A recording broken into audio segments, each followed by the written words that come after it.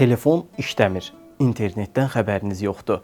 Su üçün qar əridirsiniz, isinmək üçünsə heyvan peynini qurudub yandırırsınız. Üstəlik, gecələr canavarların sürünüzə hücum etməməsi üçün növbə çəkirsiniz. Bütün bunlar fantastik film deyil, insanların bu gündə yaşadığı real həyatdır. Bura dünyanın ən sərt və əlçatmaz coğrafiyalarından biri, Pamir dağlarıdır. 7000 metrə çatan zirvələrin ətəyində yaşayan insanlar üçün həyat hər gün yenidən başlayan mübarizədir. Bəs dünyanın qalan hissəsindən bu qədər uzaqda yaşayan insanlar necə ailə qurur, necə dolanır və necə sağ qalırlar? Gəlin Pamirin buz kimi soyuq amma bir o qədər də heyrətamiz dünyasına birlikdə nəzər salaq.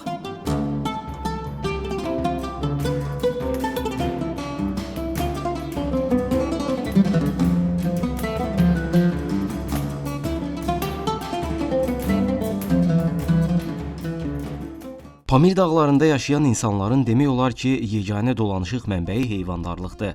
Bu, həm Qırğızistan tərəfi, həm də Tacikistan üçün keçərlidir. Dağların ətəkləri və daha aşağı hissələri ilin demək olar ki, bütün aylarında qar və fırtınalara təslim olduğundan bölgədə əkinçiliklə məşğul olmaq mümkün deyil. Hətta ora getsəz, Pamir dağlarının ətrafında demək olar ki, heç bir ağac görə bilməyəcəksiniz. Üstəlik, Orta Asiya ölkələrinin ən böyük problemlərindən biri də bölgənin quraq və səhralaşmış quruluşuna görə kənd təsərrüfatının geniş yayılmamasıdır. İqlim şəraitinə görə insanlar rahat şəkildə əkinçiliklə məşğul ola bilmədikləri üçün tərəvəz və meyvə yetişdirə bilmirlər. Buna görə də hansı Orta Asiya ölkəsinə getsəz, əsas dolanışıq mənbəyinin hər zaman heyvandarlıq olduğunu görərsiniz. Nəticədə onlar günün demək olar ki, hər yeməyində ət yeyirlər. Hətta çörəklərini belə heyvan peyindən hazırlayırlar. Pamir dağlarında da vəziyyət eynidir və insanlar bu coğrafiyanın sərt soyuğuna davamlı olan Tibet öküzü, onların adlandırdığı kimi Tibet yakı yetişdirirlər. Həm ticarətin əsasını, həm də yeməklərin başlıca ərzağını Tibet öküzləri və dəvələr təşkil edir. Bu səbəbdən Pamir dağlarında toyuq əti və toyuq hini görmək demək olar ki, mümkün deyil. Xüsusilə Pamir dağlarının Qırğızistan tərəfində heyvandarlıq daha intensiv şəkildə həyata keçirilir. Bu möhtəşəm dağların ətəyində dünyanın ən çətin həyatlarından birini yaşayan bu insanlar eyni zamanda canavarlara qarşı da amansız mübarizə aparırlar. Pamir dağlarının zirvələrindən insanların yaşadığı düzənliklərə doğru enən canavarlar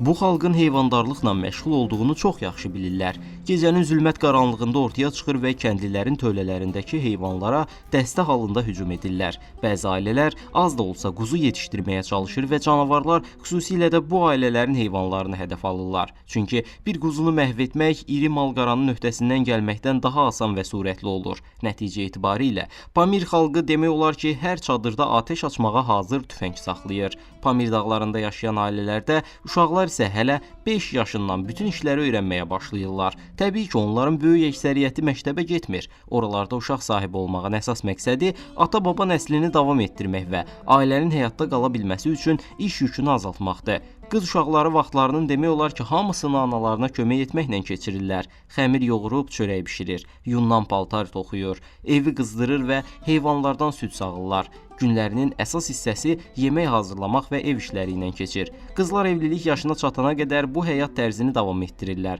Xüsusilə Pamir dağlarının Əfqanistan tərəfində qız uşaqlarının həyatı daha da çətindir. Məsələn, onların həyatına nəzarət tamamilə atalarının əlindədir. Evlilik yaşına çatan qız həmin şəxsi özü istəməsə belə, atası razıdırsa onunla evlənməyə məcbur olur. Yəni, qızın bu məsələdə söz haqqı yoxdur. Bundan başqa, subay qızları uzaqdan baxanda belə tanımaq mümkündür. Çünki Pamir bölgəsində subay qızlar qırmızı duvaq taxırlar. Evlənənə qədər həmin duvağı çıxarmır. Evləndikdən sonra isə ağ duvaq taxmağa başlayırlar. Beləliklə, Əfqan kişisi qırmızı duvaqlı bir qız görəndə onun subay olduğunu başa düşə bilir. Bölgəyə xas başqa bir adət isə qızların başlıq pulu qarşılığında verilməsidir. Bu ənənə xüsusilə Pamir dağlarının Əfqanistan hissəsində daha geniş yayılıb. Çünki Əfqanistan tərəfində həyat Qırğızistan və Tacikistana nisbətən daha çətindir. 10 illər əvvəl Əfqanistanı idarə edənlər Pamir dağlarında yaşayan Qırğızistan türklərini həmin ərazilərə sıxışdırıb və onları dövlətin təqdim etdiyi bütün hüquqlardan məhrum ediblər. Bugün Əfqanistan sərhədində yaşayan həmin türk xalqı keçmişdən bəri Əfqanistanın imkanlarından demək olar ki, faydalana bilmir. Yaşadıkları ərazidən cəmi 2 saatlıq məsafədə çoxlu kəndlər, məktəblər və səhiyyə müəssisələri tikilsə də, Qırğızistan türkləri vətəndaşlıq hüququ əldə edə bilməyiblər.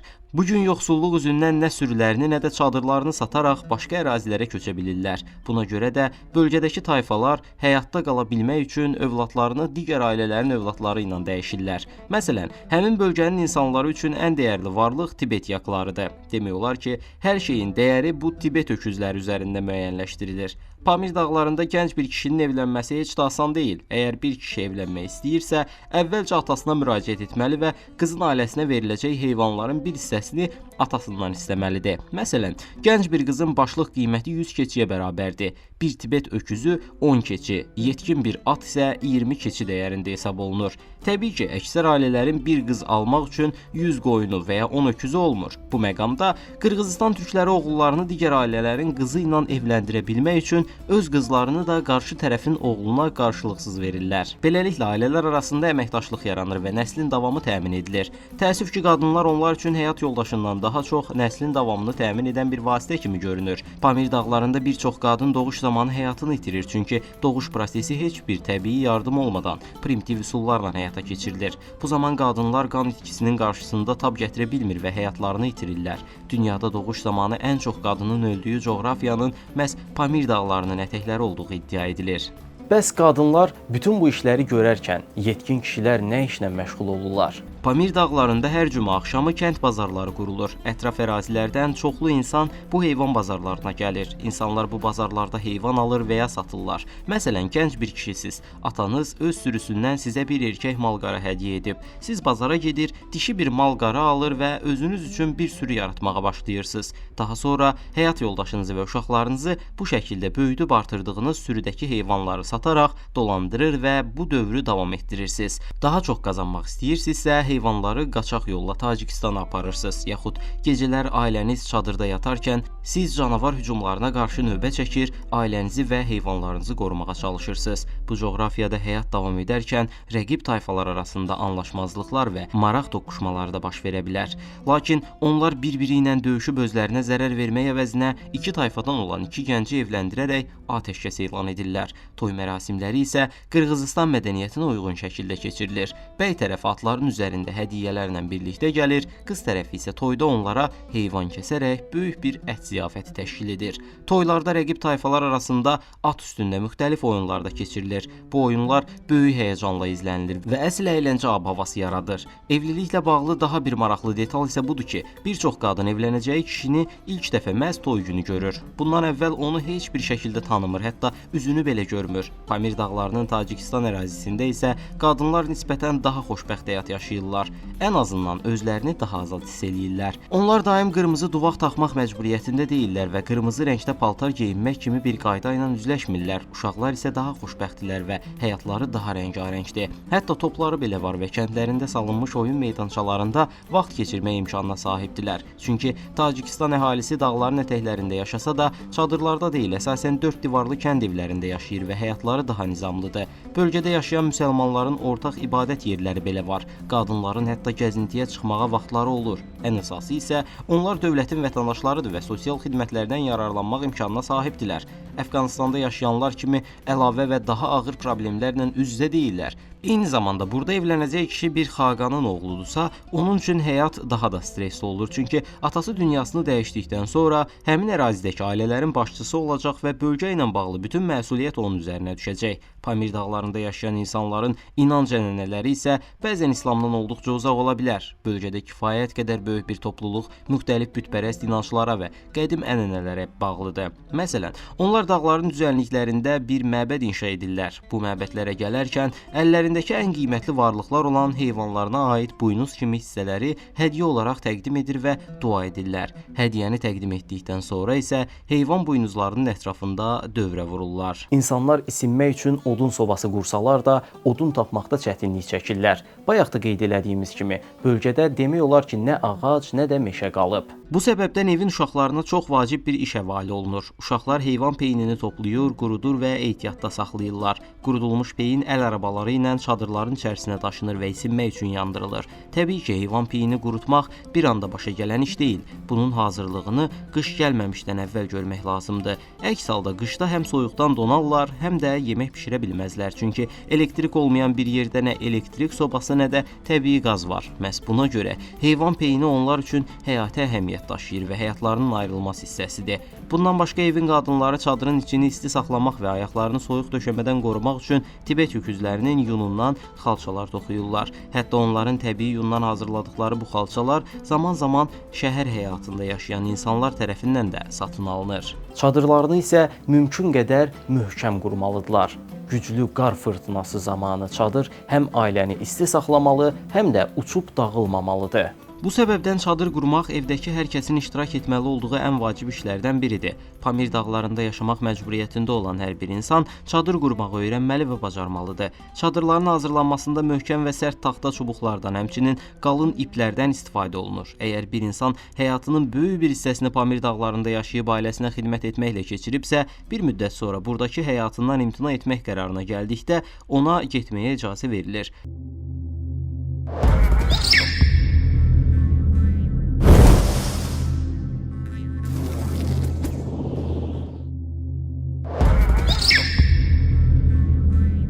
Qırğızistan bugün müstəqil 7 türk dövlətlərindən biridir. Orta Asiyanın mərkəzində yerləşir və Türkün ata torpaqlarında öz varlığını azad şəkildə davam etdirir. Üstəlik, ölkədə yalnız qırğızlar yaşamır. Qırğızlarla yanaşı özbəklər, tatarlar və qazaxlar da bu ölkədə sülh və əmin-amanlıq şəraitində yaşayırlar. Təxminən ölkə əhalisinin 65%-ni qırğızlar, 35%-ni isə digər Orta Asiya xalqlarından olan toplumlar təşkil edir. Hətta son bir il ərzində ölkədə rusların və Ukraynalıların sayında belə ciddi artım müşahidə olunur. Bütün bunlarla yanaşı Qırğızistan coğrafiyası toxunulmamış möhtəşəm çöllərə və dağlara sahibdir. Buna görə də hər il minlərlə turist Qırğızistanı məhz təmiz havasına və insan əli dəyməmiş torpaqlarına görə ziyarət edir. Xizək turizmi, dağçılıq və çöl gəzintiləri ölkə üçün böyük əhəmiyyət daşıyır. Hətta məşhur Pamir dağları başda olmaqla ölkədə o qədər çox dağ var ki, Qırğızistan ərazisinin yarıdan çoxu dağlardan ibarətdir. Məhz buna görə Qırğızistanı tez-tez Orta Asiyanın İsveçrəsi adlandırırlar. Bugün Qırğızistan təxminən 200 min kvadrat kilometr əraziyə sahibdir və bu ərazidə təxminən 7 milyon insan yaşayır. Ölkənin paytaxtı və ən çox ziyarət edilən şəhəri Bişkekdir. Bundan başqa Oş və Talas şəhərləri də Qırğızistanın həm böyük, həm də mədəni dəyərə malik şəhərlərindəndir. Ölkənin əsas iqtisadi gəlir mənbələri isə heyvandarlıq və turizm üzərində qurulub. Qırğızlar ümumilikdə müsəlman xalqdır. Belə ki, ölkə əhalisinin 80%-dən çoxu İslam dinini qəbul etmiş sünni müsəlmanlardan ibarətdir. Əhalinin təxminən 17%-i xristianlığa mənsubdur. Çox kiçik bir hissəsi isə heç bir dini inanca sahib deyil və ya buddizmə inanır. Ölkədə əsasən qırğız və rus dillərində danışılır. Qırğızistandakı həyata yavaş-yavaş keçsək, ümumilikdə ölkədə azadlıq ab-havasının hakim olduğunu deyə bilərik. Qırğızlar illər ərzində Qərb və Rusiya mədəniyyətindən kifayət qədər təsirləniblər. Buna görə də geyim və digər məsələlərdə qərbə doğru müəyyən istiqamətlənmə var.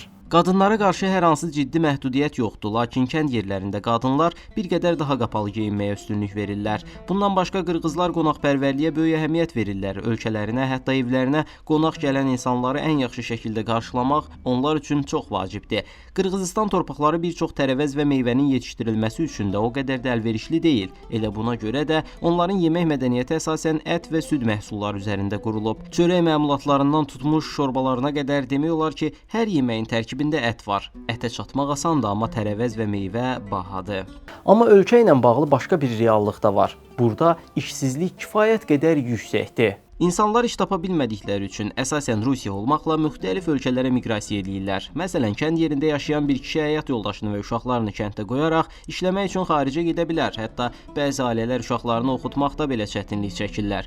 Beləliklə, təxminən hər 5 ailədən birində ciddi dolanışıq problemi, yəni iqtisadi çətinliklər mövcuddur. Şəhərlər arası nəqliyyata gəldikdə isə mənə görə nəqliyyat sistemi kifayət qədər yetərli görünmür. Elə buna görə də bu boşluğu doldurmaq istəyən yüzlərlə avtomobil sahibi sizi müəyyən məbləğ qarşılığında yoldan götürüb istədiyiniz şəhərə apara bilir. Yəni bir növ manatlıq taksi kimi düşünün. Avtomobil cariyə götürmək də o qədər məntiqli deyil, çünki ölkədə hər şey əsasən rus və qırğız dillərindədir. Yol nişanlarını oxumaq və istiqamət tapmaq sizin üçün böyük çətinlik yarada bilər. Əgər taksidən istifadə etmək istəyirsinizsə, bir neçə taksidən qiymət soruşmağınız məsləhətdir. Eyni məsafə üçün bir taksi sürücüsü fərqli qiymət deyə, digəri isə tamam başqa məbləğ təklif edə bilər. Əslində Qırğızistana şəhərləri gəzmək üçün gedirsinizsə, ölkə sizdə o qədər də böyük həyəcan yaratmaya bilər. Qırğızistanı əsl cəlb edici edən onun bol ətli yeməkləri, dağları və uçsuz-bucaqsız çölləridir. Buna görə paytaxt Bişkekdə belə çoxlu fəaliyyət tapmaq çətin ola bilər. Bütün bunlardan başqa, Qırğızistan tək başına səyahət etmək üçün belə kifayət qədər təhlükəsiz ölkədir. İstər izdihamlı bazarlarında gəzin, istər şəhərlərdə dolaşın, istərsə də çöllərdə yerli ailələrə qonaq olun. Hər hansı ciddi narahatlıqla qarşılaşma ehtimalınız azdır. Ölkədə ciddi xaos və bununla əlaqəli terror problemi yoxdur. Cibinizdə $1000-la Qırğızistanda hətta bir ay ərzində yaxşı istirahət edə və yerli mədəniyyətləri kəşf edə bilərsiniz. Bir məsələ də var ki, bu həqiqətən vacibdir. Qırğızistana çatan kimi etməli olduğunuz ilk iş mütləq dolları yerli valyutaya dəyişmək olsun. Əgər dolları dəyişmədən Qırğızistanda dollarla yemək içmək üçün ödəniş etsəz və bazarlardan dollarla nəsə alsaz, sizə çox vaxt qalığı qırğız valyutası ilə qaytarırlar. Bu zaman ciddi şəkildə ziyana düşə bilərsiniz, çünki bəzi satıcılar dollarınızı sizdən çox aşağı məzənnə ilə qəbul edə bilərlər. Bundan başqa, qırğızlar çöllərdə yurt adlandırılan köçəri düşərgələrdə yaşayırlar. Gecə düşəndə yerə yataq salınır və hamı eyni yurdun içində yatır. Yurtlar isə keçədən hazırlanır. Keçə həm daşınması asan olan, həm də yüksək istilik izolyasiyasına malik material olduğuna görə qırğızların ən vacib məişət vasitələrindən biridir. Bundan əlavə, yurdun üzərinə qalın brezent də çəkirlər ki, yağış və qar kimi yağıntılardan tamamilə qorunsunlar. Qış gəldikdə isə şəhərə köçmək istəyənlər yurtlarını söküb avtomobillərə yükləyirlər. Demək olar ki, hər ailənin öz yaylaq düşərgəsi olur və onlar çöllərdə, yaylaqlarda vaxt keçirirlər. Ölkənin əsas dolanışıq mənbəyi heyvandarlıq olduğundan bir çox ailənin heyvan sürüləri də var. Buna görə də çöllərdə bu heyvanlara qulluq etmək insanları kənd və köçəri həyatına bağlayır. Çöllərdə gündüzlər kişilər heyvanlarla məşğul olur, qadınlar isə əsasən yemək hazırlayırlar. Yemək demişkən, qırğızların əsas qidalanması da ət və süd məhsullarına əsaslanır. Süfrələrində çox böyük çeşid görə bilmərsiniz. Məsələn, klassik qırğız səhər yeməyində yalnız mürəbbə, kərə yağı, qımız və çörək olur.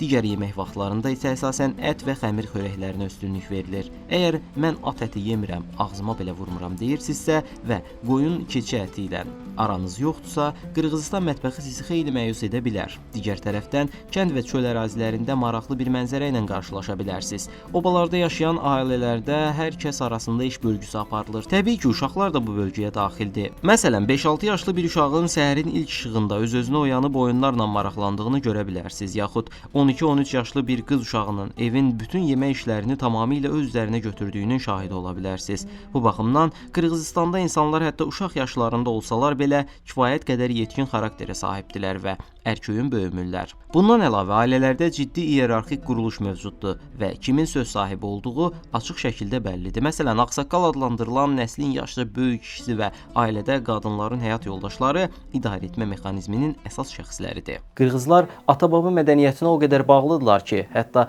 yemək süfrəsində oturarkən belə insanların yerlərini iyerarxiyaya əsasən müəyyənləşdirirlər. Məsələn, ağsaqqallar süfrənin ən mərkəzi və şərəfli hesab edilən hissəsində əyləşirlər. Digər şəxslər isə onun oturduğu yerə əsasən öz yerlərini müəyyənləşdirirlər. Sadə dillə desək, qırğızların ailə mədəniyyətində tayfa və klan sisteminə bənzər bir quruluş olduğunu söyləmək mümkündür. Başqa sözlə, qırğız xalqının geniş ailə bağları var. Təsəvvür eləyək ki, bir tayfadakı ailələrdən birinin vəziyyəti digərinə nisbətən daha pisdir. Bir tərəfdə hamı xoşbəxt yaşayarkən, başqa bir ailədə yoxsulluq və ehtiyac varsa, ailənin böyükləri bu məsələyə müdaxilə edirlər. Məsələn, yoxsul ailəyə bir heyvan sürüsü verilir və onların heyvandarlıqla dolanması təmin edilir. Bu həqiqətən də gözəl bir ənənədir. Əgər ayağınız büdrəyərsə və ya çətin vəziyyətə düşərsəniz, qohumlarınız sizi dərhal ayağa qaldırmağa çalışırlar. Bir sözlə, həyatlarını ənənəvi adətlərə uyğun yaşayan bəzi qırğız nəsilləri bir-birinə sıx bağlı şəkildə yaşayırlar. Qırğızistanla bağlı evlilik məsələsində daha bir xüsusi vəziyyət də var.